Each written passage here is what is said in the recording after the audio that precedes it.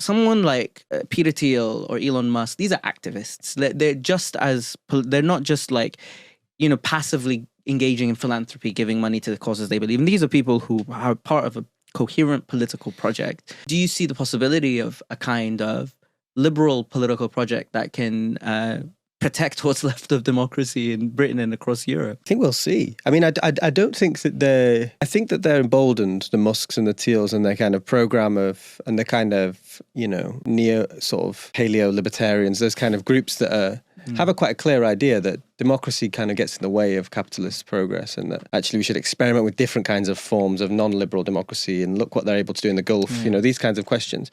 I don't think they've won yet, though. I suppose that's what I mean about alliances. I do think that in the context of deportation, in the context of, we still do live within a kind of system which has those sorts of checks and balances. So mass deportation does not happen. The UK is not very good at enforced returns in terms of the numbers it would like to.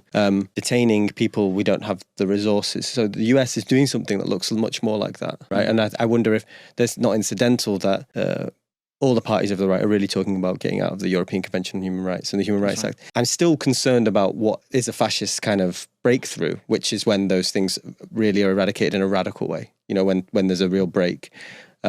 Trump is accelerating it much more quickly than I even imagined, but it could end up being part of a longer sort of 21st century version of a fascist takeover, and it might not. And we might end up back with a different kind of horror of something like a democratic liberal imperialist, and that will be different. It will be that'll be the next fight, basically. That will be yeah, exactly.